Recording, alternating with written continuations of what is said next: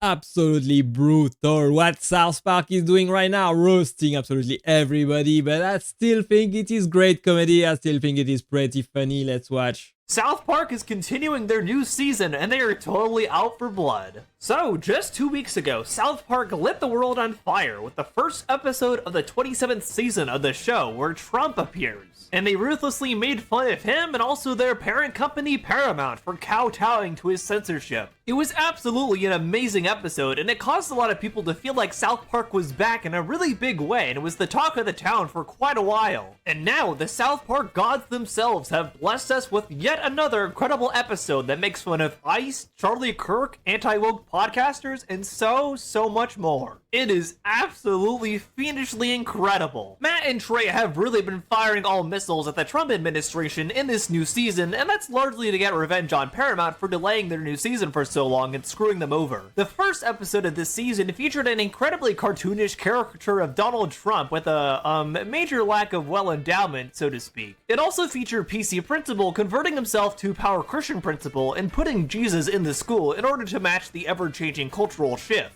And all throughout this episode, Cartman is feeling incredibly depressed since with the rise of anti-woke culture, a lot of people are saying the same things he used to and also making a profit off of it, causing him to not feel as special. Gee, funny how that works, and funny enough, this second episode actually doubled down on that especially, which we'll get into here. The bar was honestly set really high with the first episode of this season, so I was very worried whether this episode would live up to it or not, but needless to say, I think it actually really did. Of course, it absolutely did. South Park comedians are absolutely hilarious. They did the great jokes. I think they did a pretty good cover of the Trump administration, of J.D. Vance, of Kirk Noem and Charlie Kirk. It was absolutely amazing to watch and super funny, even if they were mocking everybody. I still think it was great comedy. There are plenty of shots still taken at Trump himself in this episode, but they also went about lampooning Kirk Noem, Charlie Kirk, and even the vice president, J.D. Vance himself, which was absolutely amazing. Man, Matt and Trey are really going full scorched earth this season. So today, let's talk about the latest South Park episode, why it's amazing satire, just like the first episode, and also what the real goal of this episode was, because just like the first episode, there actually was a deeper goal with this one too. Also, just like the last video I did in the new season, if you see any anime girl gifs on screen, it's to dodge copyright. Paramount is really bad about the new season for some reason, so I have to keep doing this. But hey, I'm just happy to talk about these new episodes, to be honest. So come on down and meet some friends of mine and let's talk about South Park Season 27, Episode 2. The episode starts off with Kyle and Wendy discussing their disdain for someone who has apparently created a podcast where they voice their hateful beliefs on Jews and women. Now who within South Park has shown that they consistently hate Jews and also women? I wonder. What a complete mystery. Just then, the culprit rounds the corner, the person that's been hosting this hateful podcast, and it's Clyde. Clyde? Yeah, in a stupid debating podcast. Whatever, guys. Prove me wrong. Not really what anyone is expecting there. And it's here you already start to see some of the genius within this episode. While this episode very easily could... I agree, it was absolute comedic genius. South Park is making a huge comeback, and that's why they are targeting the Trump administration and the right, because they are hugely popular right now. It is all a marketing move to get people talking about South Park, spark controversy online and everywhere else. Have just passed off the role of the hateful bigot to Cartman as it usually does. They actually chose to use Clyde instead here. Out of nowhere, Clyde has started a podcast where he challenges people to debate him and tries to debunk quote-unquote wokeness, and apparently has a platform where he quote-unquote owns woke liberals. This sounds like a very Cartman thing to do, but instead it's Clyde adopting this attitude since now he sees it's profitable. Hey, I'm just trying to make my nut, man. My nut's about $60 a week. So, you know, as a kid, if you could do a podcast, say some really divisive you could make your nut. This, of course, is directly satirizing anti-woke grifters like Nerdrotic or The Critical Drinker, but more specifically, people like Charlie Kirk. Charlie Kirk is one of those kinds of anti-woke grifters you'll usually see on a college campus trying to quote-unquote own woke liberals in a debate session. Usually this is absolutely ridiculous. Basically reducing all of these great personalities to anti-woke grifters. Wow, I have no words.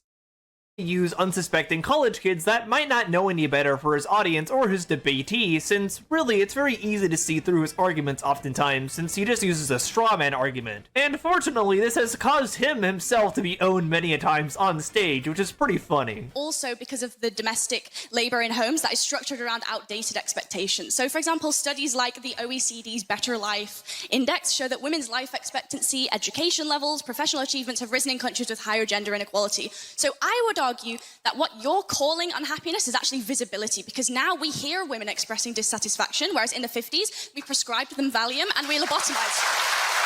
That's really rich. I didn't know women not to complain 50 years ago. That's funny. Gee, it's almost like women weren't really heard 50 years ago like they are now, Charlie. I swear, watching this guy is so funny sometimes. And now it looks like South Park is... Yeah, I agree. Charlie Kirk is a pretty funny guy. I think he has a great personality, and it's always a pleasure to watch him. Directly satirizing Charlie Kirk, using Clyde as a sort of stand-in for him as someone who tries to debate different people at South Park Elementary and quote-unquote own them. As a result, he ends up getting talked to by Mr. Mackey, the school counselor, who chastises Clyde, for spreading these hateful beliefs and hosting his podcast. However, as it turns out, Clyde only wants to host this podcast so he can get his nut, as he calls it. Funny enough, Clyde doesn't actually believe most of the stuff he's saying, he's just saying it because it makes him money. I find this really funny because especially with a lot of the anti-woke grifters, some of them don't even really believe some of the things they say, good examples being Nerdrotic and the Critical Drinker. While there definitely are anti-woke quote-unquote critics out there who actually do believe the things they're saying, like Heel vs. Babyface or Andy Pants Gaming, I think at least to some degree, channels like Nerdrotic and the Critical Drinker totally know what they're saying isn't true, but they're just saying it anyway because it's profitable. It's a big reason Do you have actually proof for this? I don't believe it. Why someone like the Critical Drinker often has a lot of hypocrisy with the things he reviews, like how he gave Mulan from 1998 a good review, but he gave Prey a bad review because he thought it embodied the quote-unquote girl boss trope, which is funny because that and Mulan literally have the same exact plot in a lot of ways. And really, that's kind of what Clyde is doing here exactly too. He really doesn't believe the things he's saying, but he's just saying it because it gets him attention and profit. He is, in a very literal sense, an anti-woke grifter, and Cartman is not happy about this at all. As was Charlie Kirk is not an anti-woke grifter at all. That's not what he is doing. He's trying to spread conservative values among young people and trying to get the Republican Party elected. That's what he's doing. And of course, wokeism, the woke culture, woke ideology is trying to destroy what the right stands for, and that's why they are making a stand against wokeness. Discussed in the last episode, Cartman is not happy at all about a lot of anti-woke people being out there and the rise of anti-woke culture overall, because now he doesn't feel special anymore for being a bigot. And now that Clyde has also jumped in on this and is getting widespread attention for this, he's really unhappy, so he ends up paying a visit to Clyde's podcast. What the hell do you think you're doing, Clyde? We're here speaking the truth about the Jews or the other privileged white class. That's my stick! Knock it out, Clyde! You stole my idea! Clyde is saying the exact same kinds of things that Cartman always has, except he has a podcast and he's getting paid and sponsored to say it. The irony is absolutely delicious here. I also feel like this is a satire of how a lot of the anti-woke grifters actually fail to see the satire behind a character like Cartman oftentimes. Cartman is deliberately set up to be the character that you don't want to be like in every episode, and he's often shown to be in the wrong, and he's never justified for what he does.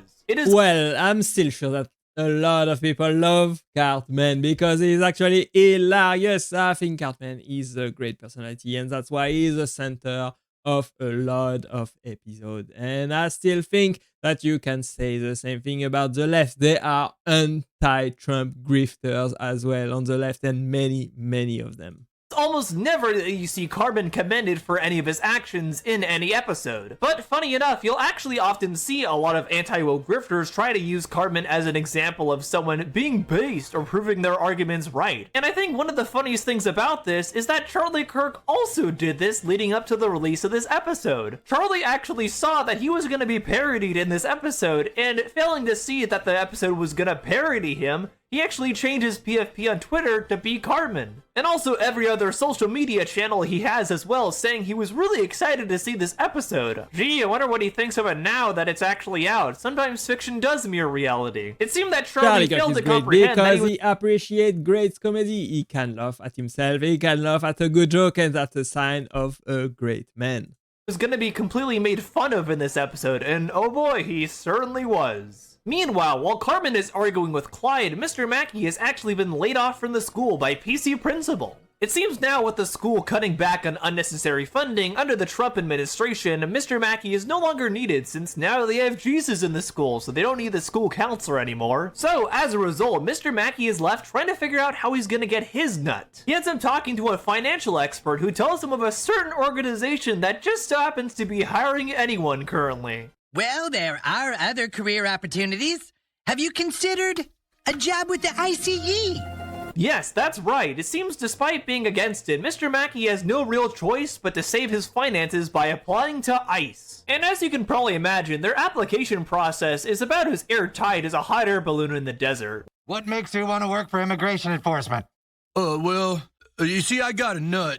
All right, you're hired. Take this to the next station for your physical and orientation video.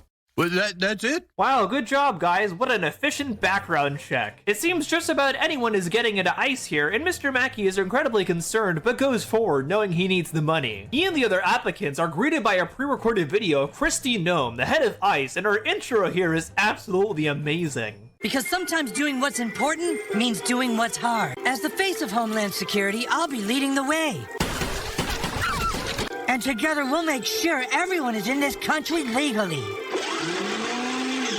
So let's get out there and get him, recruits. So, of course, South Park is making fun of the fact that Kirk Noem is very clearly the product of a lot of plastic surgery, a lot of makeup, and a lot of Botox. And it's really funny how they play with that throughout this entire orientation video. But they also make fun of the fact that Kirk Noem actually did admit to killing one of her dogs.